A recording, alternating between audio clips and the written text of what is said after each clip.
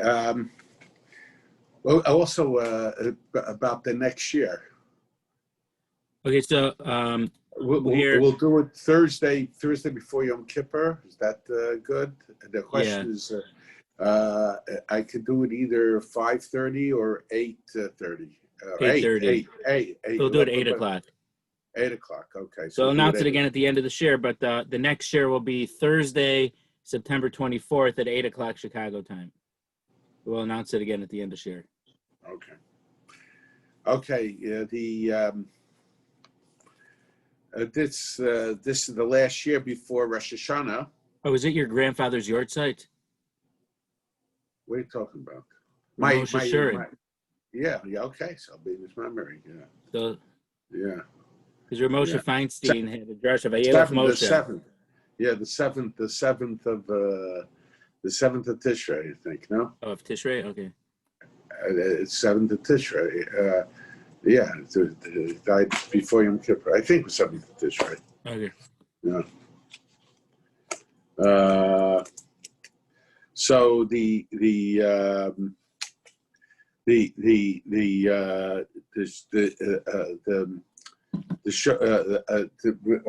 now this year Rosh Hashana is unique in the sense that the first day of Rosh Hashana falls out in Shabbos. And when the first day of Rosh Hashana falls out in Shabbos, so the first day of Rosh Hashana falls on Shabbos, so we do not blow the shofar. And why is it? So the Yerushalmi has special Xeris HaKosovs for it. The Sifri also has special psukim that indicate that way.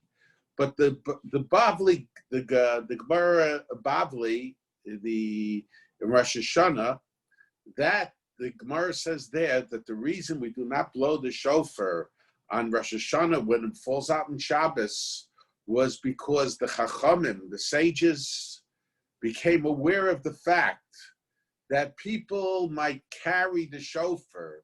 Either they'll carry the shofar, there seems to be some discrepancy, either they'll carry the shofar to someone who'll teach them how to blow, or they'll carry the shofar to somebody to blow for them. But in any case, and Shabbos, one is not allowed to carry in a Rishus HaRabim in a public domain. And somebody, mistakenly perhaps, will carry the shofar in his enthusiasm of wanting to do the mitzvah, will carry the shofar in the public domain, and that is something that is prohibited on Shabbos. So the Chachamim, the sages, they removed from Shabbos, Rosh Hashanah, the requirement to hear shofar. And the question is, there must be a special lesson to be learned from the fact that the Chachamim, and this is not just true about shofar, we know the same thing is true about lulav. When Sukkos falls out in Shabbos, so the requirement of taking the lulav and esrog was also removed. So the question is, what is the lesson to be learned from this? Now, I think sometimes when a person, and more than that is, we have to understand the psychology of people. On one hand, they're so enthused about fulfilling the mitzvah of shofar. They're so enthused about fulfilling the mitzvah of lulav and esrog. On the other hand, they're ready to carry on Shabbos in the Rishus HaRabim, in a public domain. How are we to understand it? But sometimes having a spiritual, to be motivated by a spiritual experience could lead a person to sin. We find, our sages tell us, that there was an occasion when the Kohanim would race up to the Mizbeach, and because each one wanted to do the service, and one stabbed the other. What was it that motivated them? But what motivated them was it was the spiritual experience of doing the avodah. But they were so overtaken by that spiritual enthusiasm that in order to prevent the other person from doing it, in order that he should be able to be the one that did it, one Kohen stabbed the others. And we find this problem even with great people. We see the Torah tells us about Nadav Avihu, the sons of Aaron HaKohen, at the time of the initiation of the Mishkan, when they were spending the first day in their devoted service as Kohanim, that they gave an Ezara, they gave a foreign fire, they lit the Torah with their own fire when they were not supposed to do so. According to some Shitos, they entered the Holy of Holies. How are we to understand that Nadav Avihu, in Moshe Rabbeinu, when he consoles Aaron, he refers to them as that their death sanctified the Mikdash? How is it that they would do such a thing? Eish Zara asher lo tziva osam. They gave a fire that they were not commanded to give. But what motivated them to do it? What motivated them to do it was the spirituality, their drive for spirituality. They're wanting to feel close to HaKadosh Baruch Hu. And what is, we find that the drive for spirituality not only sometimes leads a person to do a service that he's not expected to do, that he's not supposed to do, but sometimes could lead people to idolatry. In Parsha Shoftim, the Torah talks about Vayelech vayavod alehim acherim vayishtachvu lahem v'lashemesh oloyareach olochotzva hashemayim asher lo tzivisi. It talks about a person who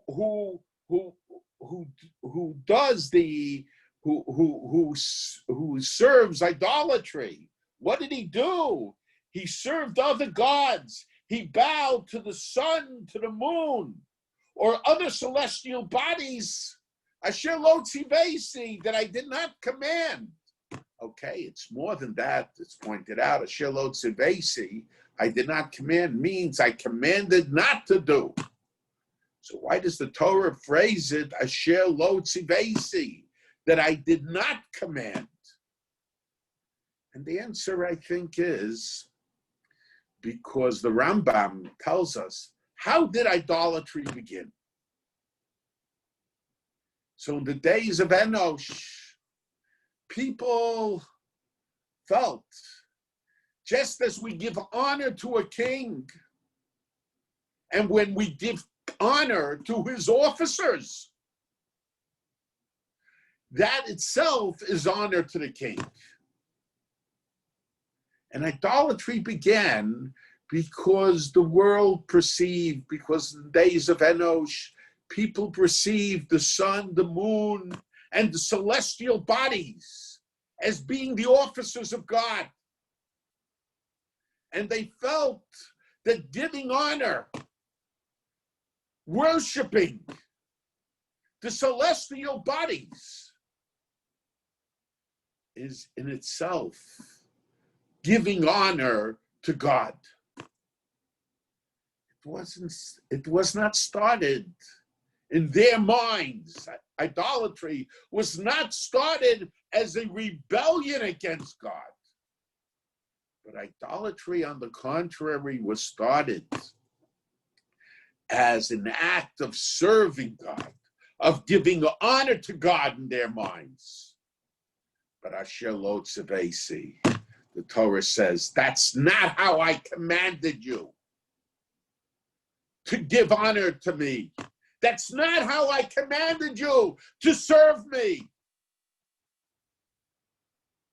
When it comes to serving God, we have to serve God in the way God wanted us to command.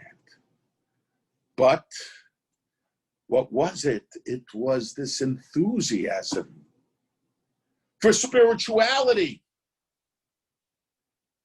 In addition to serving God, they wanted to serve the other celestial bodies as well. And it's very interesting. I think the Baal HaTurim shows that there is a relationship between the episode of Nadav Avihu, where it says Asher lo tzivesi, Asher lo tziva osam, and idolatry, where it says Asher lo tzivesi. Sometimes when we serve God based on just based on spirituality, but not being governed by the halacha, that same enthusiasm could lead to idolatry. I remember my cousin, Cohen Rav Aaron Lichtenstein Zatzal. He mentioned to me, actually, I remember it was at my father's house, he mentioned that there was a certain person he knew in yeshiva. And the person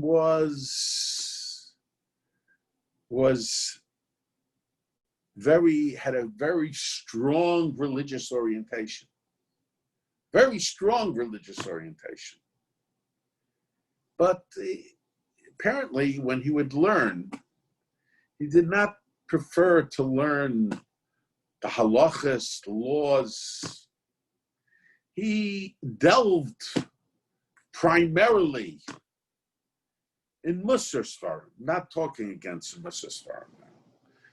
Books of ethics, of spiritual attitudes. And many years later, when he was in Harvard, in the library there, he saw the same person dressed up as a Christian minister. In other words, where you have a drive for spirituality emanates very often for a desire of feeling close to God. But where it's not governed by halacha, it can actually become dangerous. And it could result in rebellion against God. And certainly in a rebellion against tradition. The Likutei Torah, in explaining about the Meraglim, the spies that were sent by Moshe Rabbeinu to spy out the land of Eretz Yisrael, who later returned with a disastrous report that encouraged the Jewish people to insist they will not enter the land of Israel, that they don't have the capability, in spite of the commitments that God gave them, to conquer the land of their ancestors.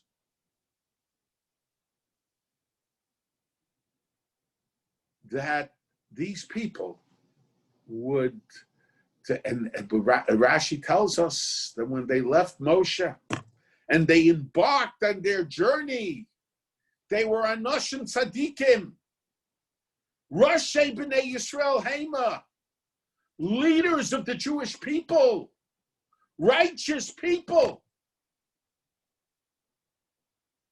What was it that in the course of a 40-day period,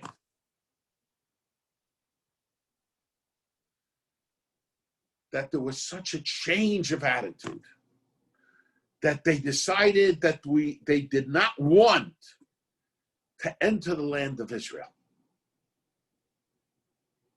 There were Anoshim Tzadikim, righteous people.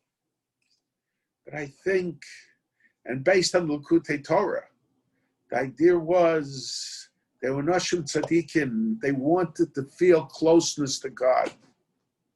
And the desert things were altogether different, the L'Kutei Torah says, than they would be in Eretz Yisrael. In the desert, their food came from heaven.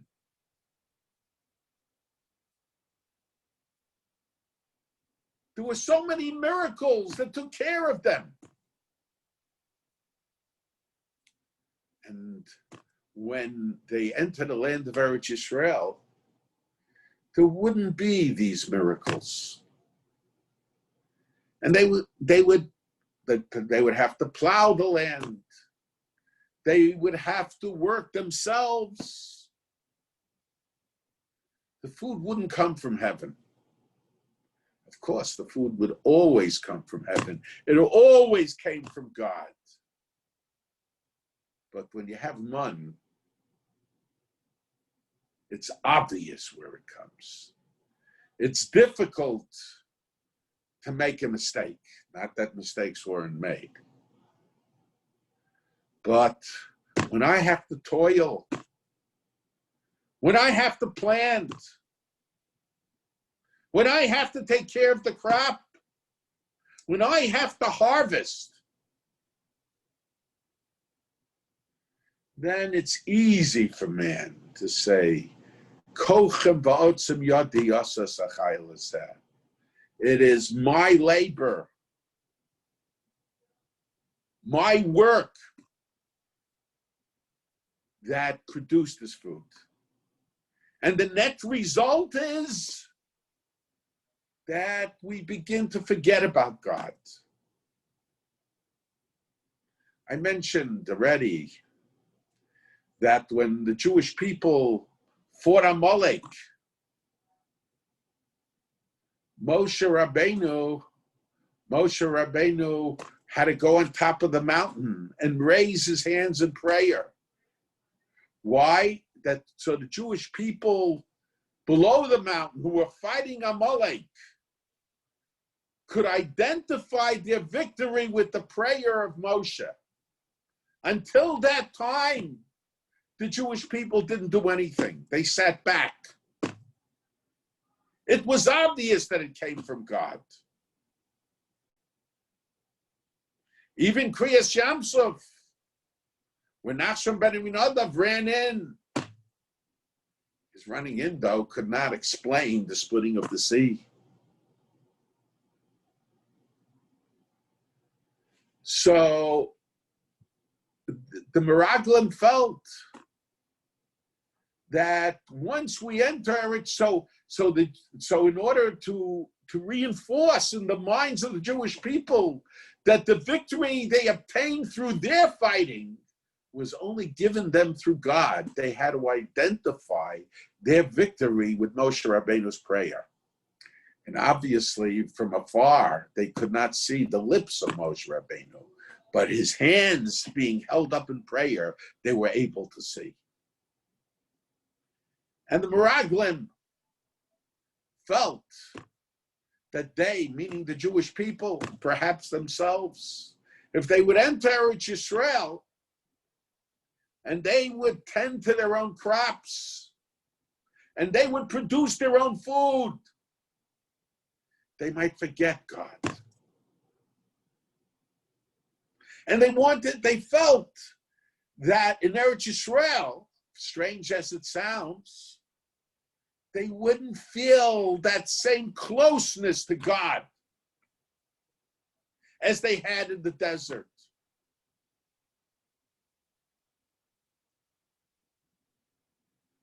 And they didn't want to lose that feeling of close, that spiritual feeling. Of course, our obligation is to see through the work that we do to recognize spirituality. But simple spirituality is tested when we see the results of our own labor and we begin to identify it for ourselves. And it's very interesting when you take a look, the second day of Rosh Hashana, the laning is the parsha of the Akedah. The first day, it's the parsha right before it. I have my own theory is, without going into details, that when there was only one day of Rosh Hashana, they laid both parshas on the first day, but in some communities. But in any case, some parshas Vayera. So after Avram takes Yitzchak and he puts him on the altar, and he tells Yitzchak, he puts him on the altar, and he's about in fulfilling the command of God. B'haleyu sham lo'ola, take your son, your only son Isaac, and put him on the altar. So at the last moment, the Malach comes out of heaven, and the Malach says, Al tishlach yotcha lanav, al taslo muma. Do not do it.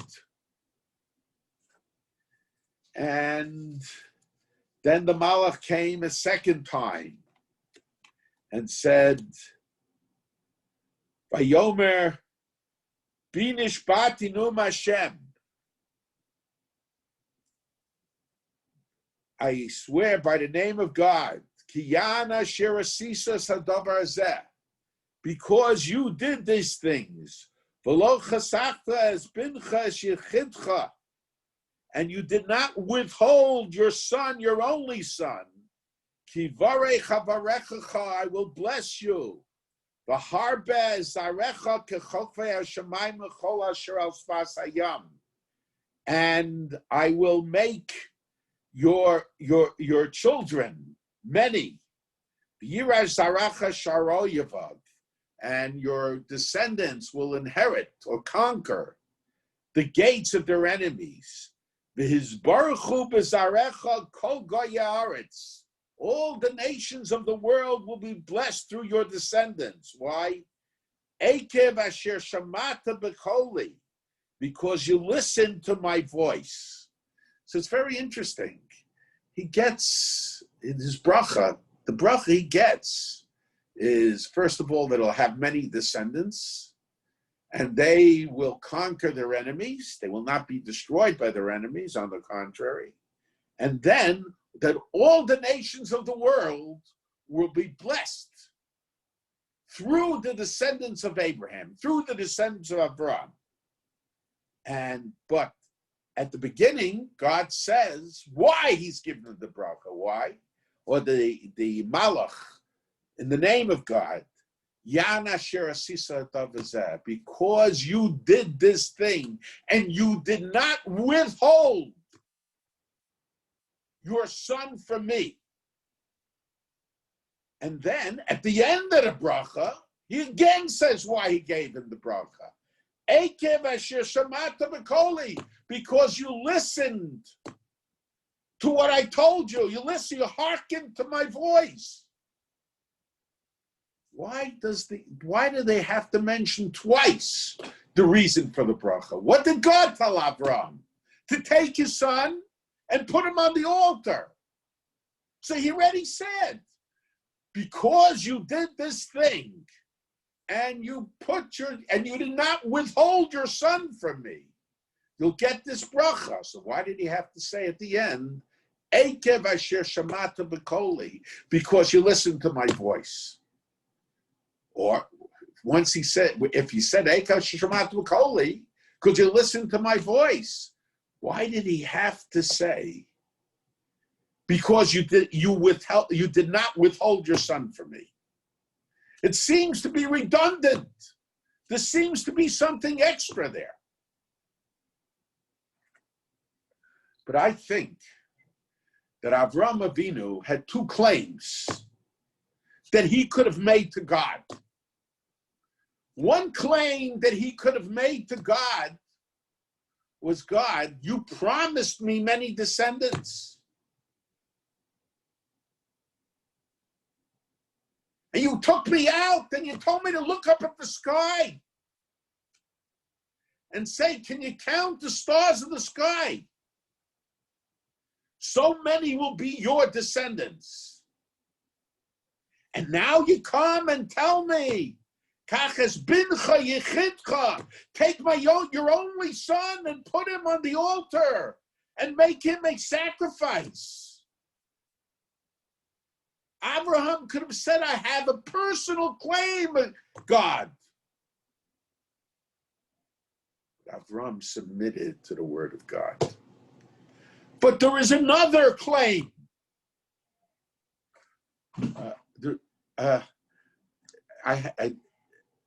Benzie, I have to run over there. I think I'll come right back. Okay? Yeah. Someone is having trouble.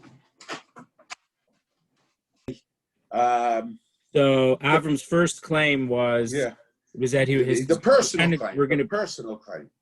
The personal claim. Yeah. But then Avram had another claim to God. And this is the claim that very often those who are motivated by spirituality have. God, I should not listen to you. I should not follow what you ordered me to do for your sake. Because if Yitzchak is sacrificed, if Yitzchak becomes the Olah in death, then there'll be no one to let the world know about God, about you.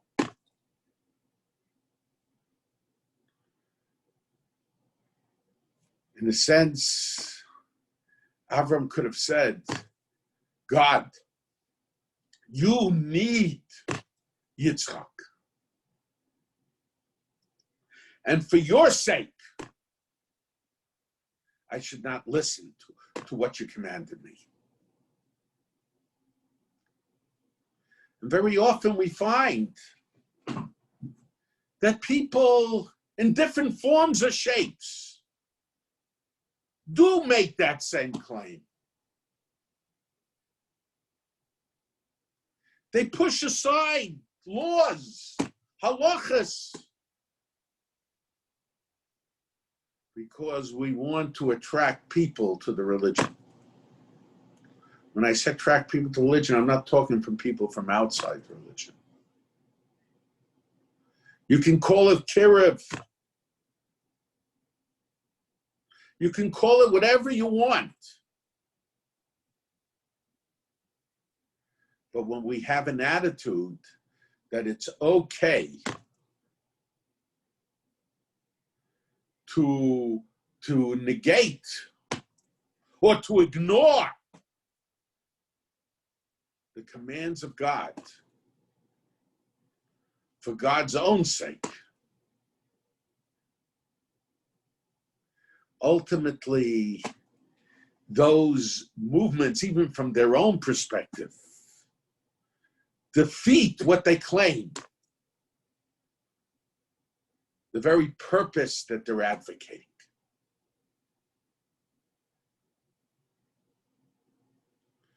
Because ignoring one mitzvah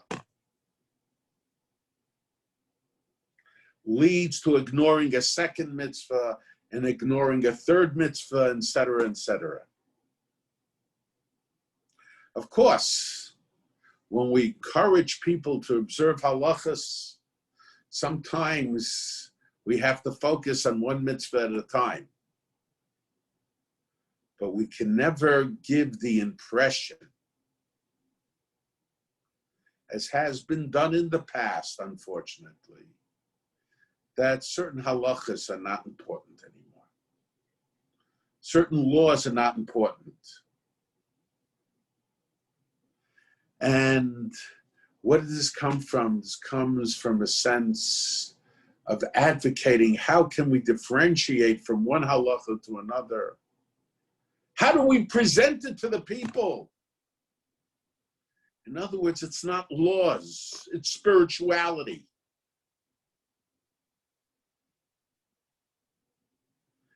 So God told Avram, the Malach told Avram, that Avram, you had two claims. On one hand, you had a personal claim, that you were promised many descendants and that there'll be a great nation. But you did not make that claim. So Midah Keneged Midah, corresponding with the fact that you submitted yourself to God and did not make that claim, you will have many, many descendants, like the stars of the sky and the sands of the earth.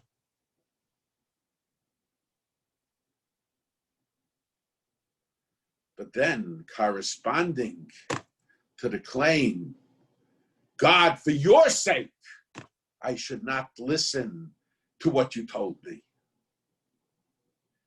Because no one will know who God is if Yitzchak is slaughtered.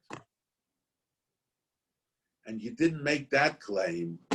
V'hizbaruchu b'zarecha kol goyei haaretz.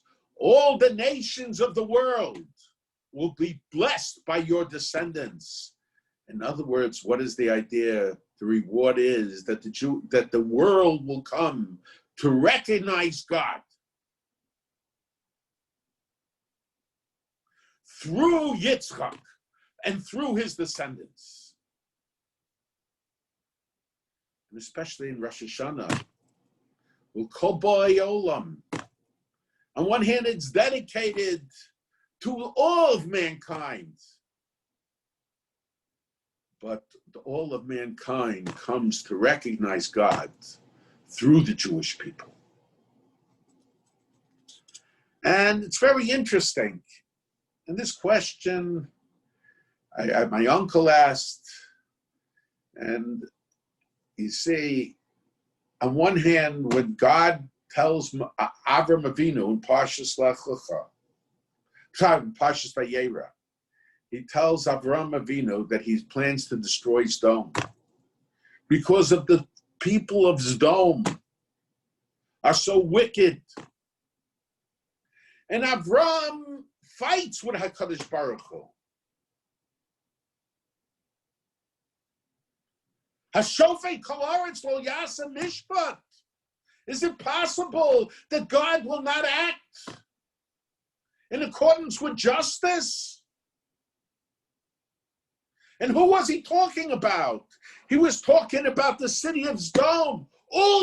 So perhaps there are a few people there that are because of them it's worthy of saving the city. And then, when it comes to the Akedah, when it comes to the command to put his son on the Mizbeach, So on one hand, we see Avram is so concerned about human life. On the other hand, when it comes to putting your son on the Akedah, not a word. Vayash came Avram baboker. Avram gets up in the morning. Zrizim makdim la mitzvahs. Some say we learn out from there. So how are we to understand it? And the answer is, by Sdom, Avram wasn't given a command. God only told Avram what he was planning on doing. Hamachasani me Avram asher niasa. Will I hide from Avram? No, I have to reveal to Avram. But when it came to the Akedah, there was a command. Kachas binchas yichidcha shahavta v'aleyu v'leicha eretz hamaria v'aleyu sham la'ola. Take him to the land of Moriah and put him on the altar. There was a command. When there is a command, we have to submit. We can't say anything. We can't say it's not fair. And we can't say that I have to be God's campaign manager.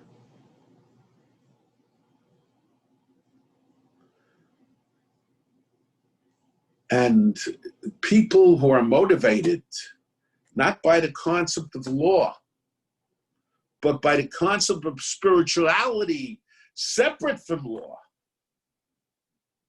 So they, on the contrary, what's most important for them is closeness to God and bringing other people close to God, irregardless of whether we submit to the halacha or we don't submit to the halacha. And it's very interesting, and this emphasizes the point I made before. When the Moshe Rabbeinu disappeared from the scene, so the Jewish people made a golden calf. And they made a golden calf, and they gave korbanos sacrifices to the golden calf. But then the Torah tells us, "Vayochlu, vayishtu, vayikumu l'tzachek." They ate, they drank, and they got up to be merry. It's very interesting. But what's the idea behind it? First, they make a golden calf. Then they indulge in eating, drinking, and frivolity. So what's the idea? But the idea is what motivated them was the eating and drinking. But they wanted religious fervor. So it started with the golden calf. Very often, where you have spirituality that does not emanate from halacha, does not emanate from the mitzvos, that does not emanate from the law. So very often, that spirituality can be used for other things as well. Look, many of these spiritual cults who indulge in all kinds of things. So indulgence is part of being part of the cult. And perhaps that is what attracts people to the cults. But they also want spirituality.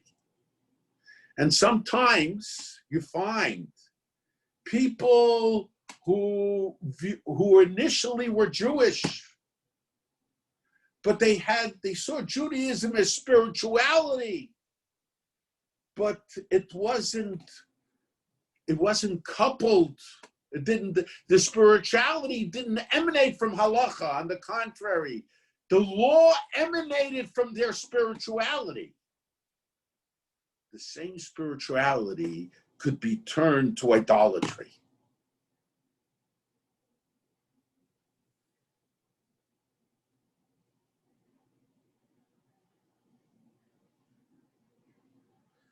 And the Meraglim, that was what motivated the Meraglim.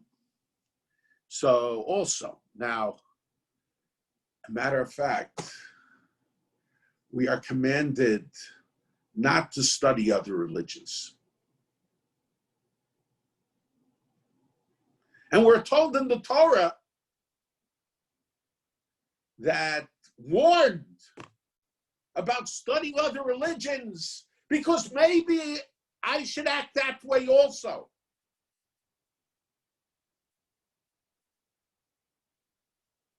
How is it that people can take idolatry, can take from from other religions and apply it to Judaism?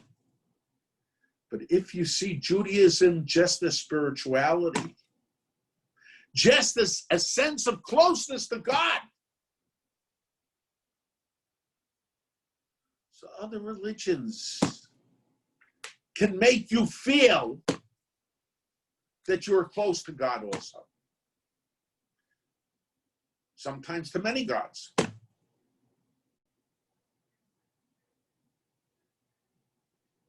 It's only when the spirituality emanates from the halacha that we are secure that it will not lead us astray.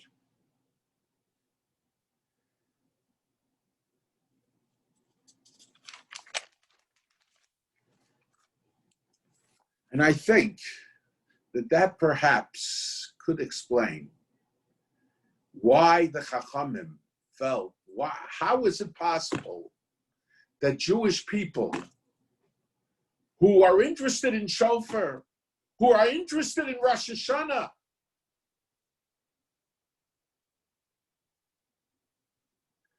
would take the Shofar and carry on Shabbos?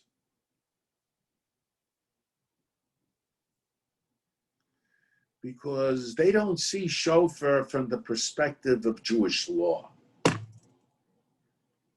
They see Shofar from the perspective of spirituality.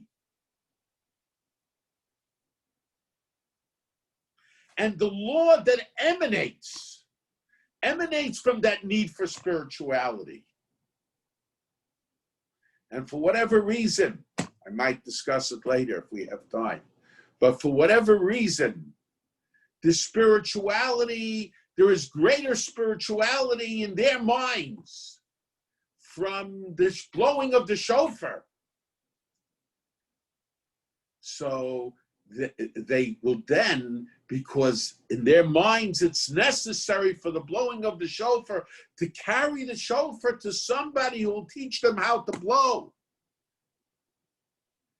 So because of that, the Chachamim felt that it was necessary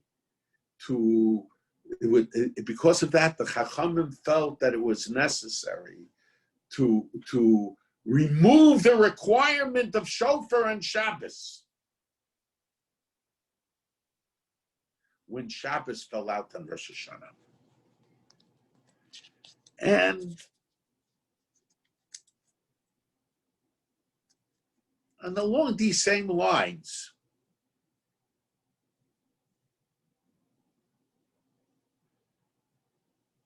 I think that Rosh Hashanah is a day dedicated to the individual and to the community. We stand before God as an individual, but God sees us as part of a community. And community is very important in halacha. being part of the nation, coming together. But it's also very important to maintain our individuality. Sometimes, when the way we act is motivated only by spirituality and does not emanate from law, from Jewish law, when the community acts in a way that does not conform to Jewish law, but it's a spiritual community, so it becomes easy for people to not adhere to the Jewish law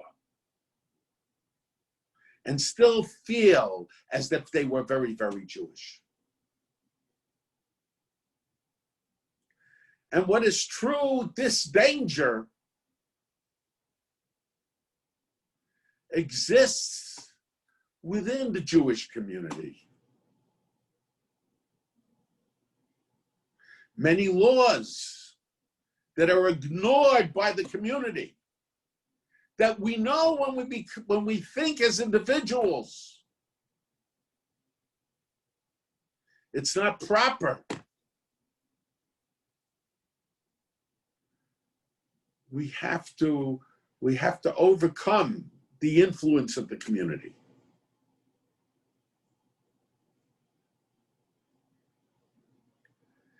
And it's possible, not according to the Rambam's opinion, but according to the Ramah, that the difference between the Kios and the Yushav, the Kios, the first 30 Kios, and the Kios that we hear in the Tefillah and the Shemona Esrei represent these two separate ideas.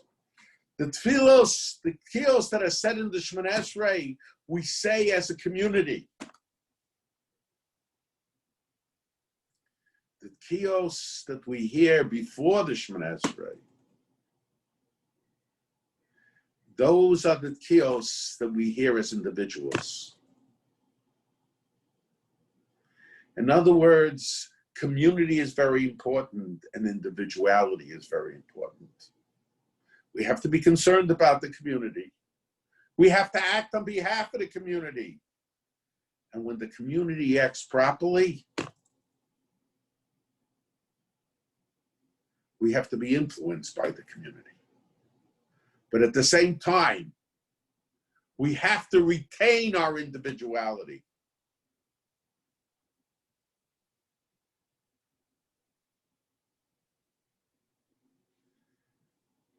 And all the times that there was rebellion in the Midbar, whether it was the Egel, the golden calf, whether it was the time of Korach, whether it was the time of the Meraglim, whenever there was rebellion, the question is, there were certain troublemakers. Let it be the Erev Rav. Let it be Dasan Vaviram. Let it be Korach. And many of them thought they had something to gain. Korach wanted leadership. But how is it that so many others went along with them? So often, but the answer is because that's mob. When you have a mob, people cease to think as individuals.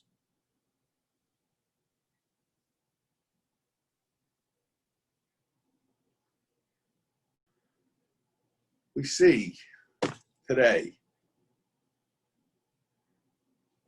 hundreds, thousands of people burning stores, even committing murder. I'm sure most of these people would not do the same thing where they stood alone. But it's not them that's doing it. It's the group that's doing it.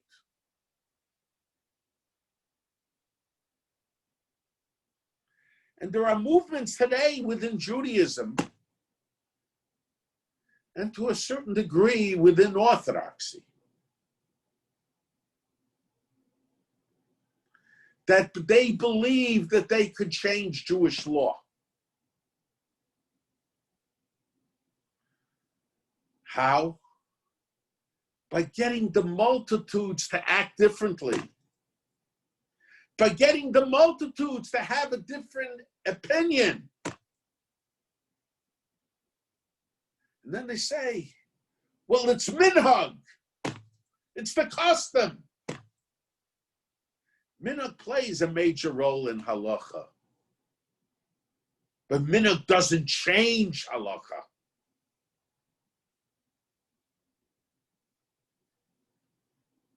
If we see that there is a certain customs accepted, that is one of the indications that the Chachamim evaluated the halacha and felt that the certain approach was correct. But minhag custom cannot be used to change law.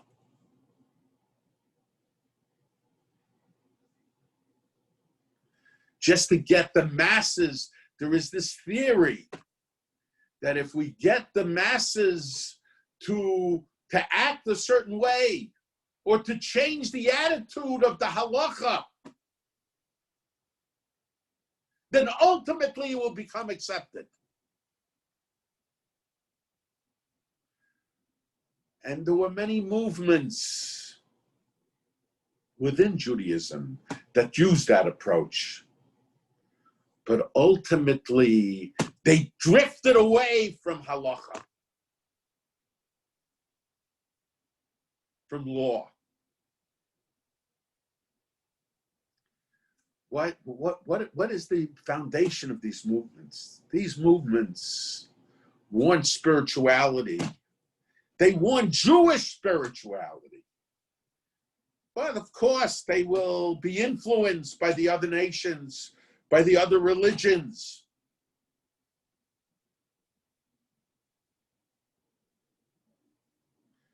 And the law has to emanate from their spirituality. And the spirituality they want runs counter to the law the way we see it, the way it was handed over from our ancestors. So they tried to change the law. They tried to change the attitude.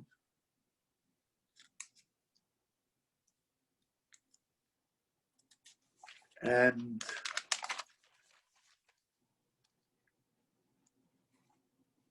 we have to understand, Rosh Hashana is the day of creation of man. And the pasuk says, Elokim asar es adam yashar v'hein bikshu cheshbonos harbe. God made man straight, but man has many calculations. What does it mean? In other words, God created man to be straight. Straightness means to follow the Jewish law, to follow the law that was given to us by God. But then we have all kinds of excuses, all kinds of rationalizations why the law should be different. It's not that we want a different religion. It's not that we want to reject our tradition, but we want to change the tradition. And because of that, we start, making cheshbonos harbe, all kinds of calculations. We look for leniencies that for generations were rejected. We look for leniencies against type of living attitudes that are explicitly in the Torah rejected.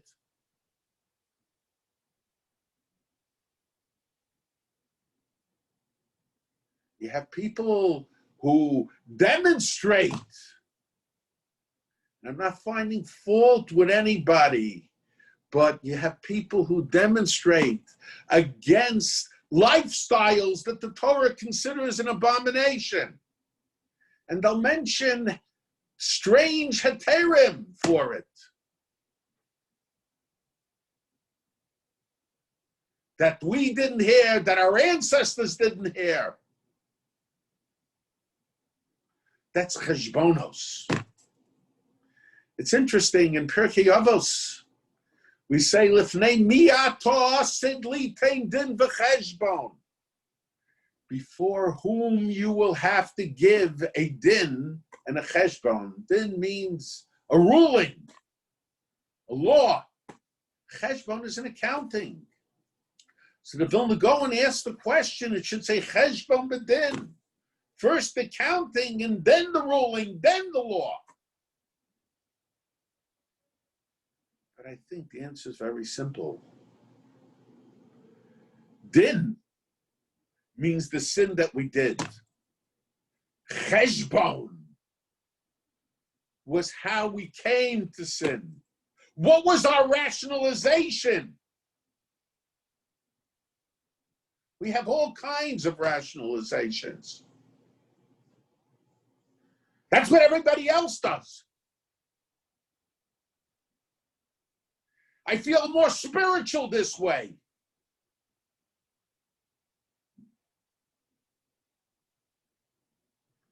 Well, I'll be able to bring people closer to God.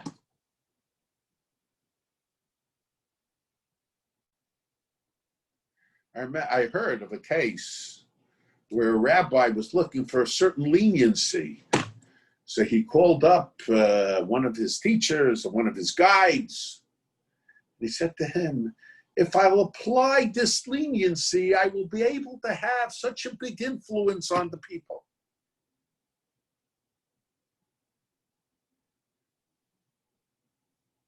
That's cheshbonos.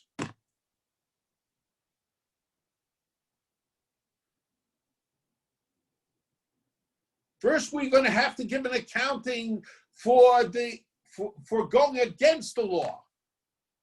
But then we're going to have to give an accounting for the rationalizations that we used or that led us to go against the law. Rosh Hashana, God, is the day man was created. And in a sense, we have to recreate ourselves. We have to give up the cheshbonos. We have to become yashar, the way we were created.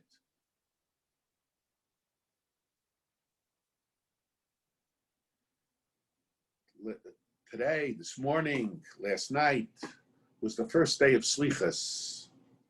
And in Slichas we say, Hashem, Hashem. We mention the name of God twice. Kelchanun bracham erech apayim brav chesed v'emes. Racham b'chanun. But the Gemara asks, why is Shem Hashem, the name of God, mentioned twice?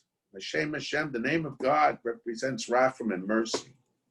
It says man needs mercy before the sin, and man needs mercy after the sin. We understand the Mabit says why man needs mercy after the sin. But why do we need mercy before the sin?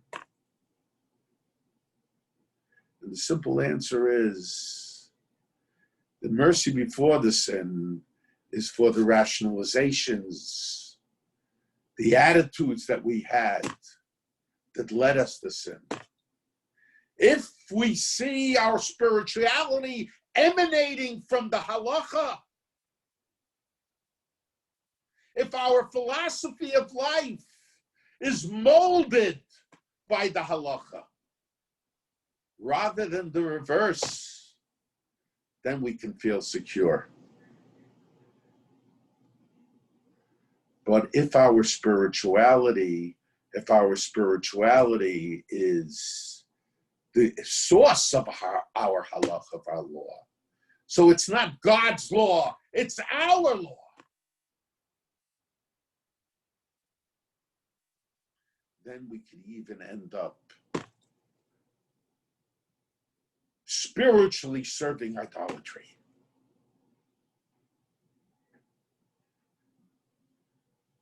It's interesting that Torah says, Doshim Tiyu, you should be holy. And the Rashi, the Ramban, and on Doshim Tiyu says that what does it mean to be holy? The Rambam says it means to do all the mitzvahs of the Torah. The Ramban says no. It means more than that. It means that a person has to be careful about those things that are excessive, that are allowed. A person shouldn't drink too much. A person shouldn't be a glutton. And the question is, this seems like, what does that have to do with Dusha? Dusha is something that's unique. The Dusha is something that's unique in the Torah. Manners, general manners that the world recognizes, that's not the symbol of Dusha. So how can we say Doshim Tiyu about these things? Be holy. This is something that is not unique. These are things that are not unique to the Jewish people. And the answer is, a person could act in a sophisticated way, in a very proper way, in an ethical way. But if it doesn't emanate from the halacha, then for us, it's not proper. Yeah, ethics, morality, not being excessive, not acting in an excessive manner, that's all true. Why is it Doshim Tiyu? Because it's not enough. It's true, we have to do the mitzvahs, but doing the mitzvahs alone is not enough. We have to let the mitzvahs have an impact on our personality.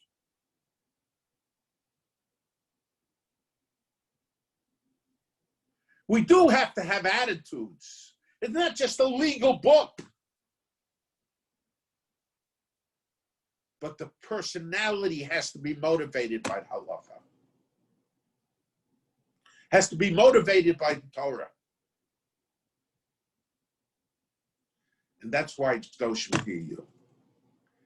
I once asked Rabbi Eugen. Rabbi Eugen was a Baal Musar. He was a survivor. He lived in. He was originally learned in Slobodka Yeshiva.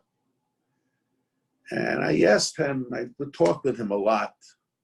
I asked him, among the nations of the world, was there anything like the Muslim movement? And he said to me, yes. And I said, who? And he said, Germany. But we see the ethics of Germany, especially at that time. Ethics have to emanate from halacha. It has to be the influence of the halacha. Acting properly has to be influenced by the halacha. That doesn't have to influence the halacha.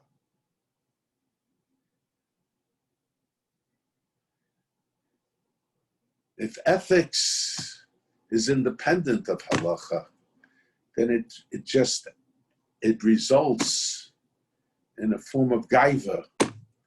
I am sophisticated. And if I am sophisticated, the other people are less than me. And this is Rosh Hashana. Rosh Hashana is dedicated to the world. It's dedicated to the Jewish people. And it's dedicated to us as an individual. And we have to know all are important, but we have to maintain our individuality, not to be influenced by the trends of the time,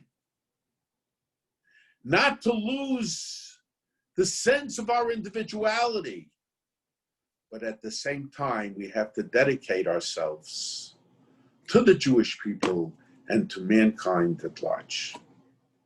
Okay. Okay, thank you. Before we do the questions, there's an important announcement. Next Sunday, of course, is Rosh Hashana, so we won't have share. The share will be on Thursday, the 24th of September at 8:00 p.m. Chicago time with the same link.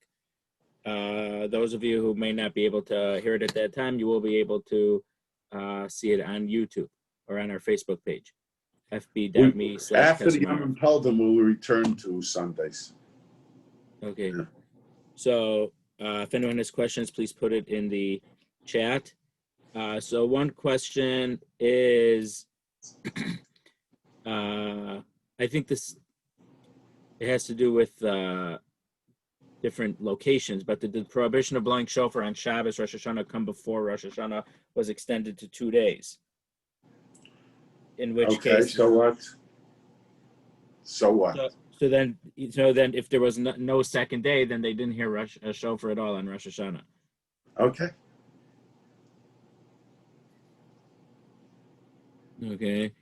So, but people should know that in the time of the Beis Hamikdash, according to some opinions, if people were far away from the Beis Hamikdash and didn't know there were different periods of time. There were periods of time when you could hear it in the Beis Hamikdash or Yerushalayim, Machlokas, Rashi, and the Rambam. There were periods of time where you could hear it in Yerushalayim and the suburbs of Yerushalayim. There were periods of time when you could hear it by a Bezdin of Smuchim, and according to some opinions, of a Chashuv Bezdin even later on when it's not Smuchim. There were different periods of time where there was in it, the Rif's opinion, but it was rejected by all the Rishonim, that in the presence of a Bezdin Chashuv, you could blow shofar on Shabbos. And the Rif in his yeshiva or his Bezdin, they used to blow shofar on Shabbos. But Rabbi Akiva Schlesinger tried to do that in Yerushalayim, either probably in the late 1800s. And he claimed that Reb Shmuel Salant, at least initially, agreed with him. But he says he was not able to bring it, to have it happen. He wanted to do that in the Churvas Rabbi Yehuda Chassid, the shul of Rabbi Yehuda Chassid. He wanted to initiate. They were having a Bezdin Chashiv there, and he felt that today in Yerushalayim you could blow shofar, but it was rejected. And when did the having 2 days of Rosh Hashanah start? Because according to some, that was different than having 2 days of, let's say, Pesach or. Well, there's all kinds of machloksim. Some of the Rishonim held that in Eretz Yisrael you have only 1 day. The Baal Mor's opinion is that in Eretz Yisrael you have only 1 day. It seems that already in the time of the Gaonim, the prevalent minhag was to have 2 days in Eretz Yisrael. Before that, many followed the sheet of only 1 day in Yerushalayim anyway, and some say Eretz Yisrael. In Eretz Yisrael, to have 1 day. Some, but we assume that originally it depended upon the year when the Aden came for Kiddush HaChodesh, but once it was established, there was once the calendar went into it that was established, so then it was established according to most opinions, 2 days for everybody. But the Baal Mor's opinion was that in Eretz Yisrael you have only 1 day, even today. But no one paskins like the Baal Mor today. Okay, there aren't any other questions. Oh, There's a question, Mario Kipper, about Mechila. Should we be mochel only if they don't say, forgive me anyway, so I'll do what I want, or should we forgive everyone?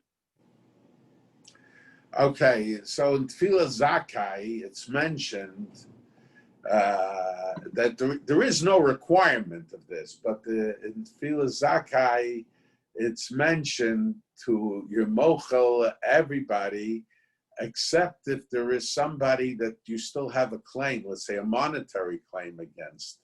So that would be the proper thing. But sometimes, it might be important to have the person come to ask mechila, and that would be the best way is to have that evaluated by someone.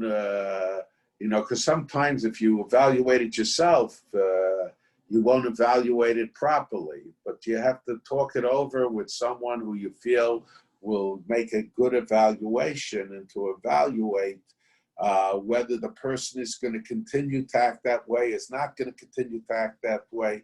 So there are many variables that have to be taken into account, especially if the person does not come to ask mechila.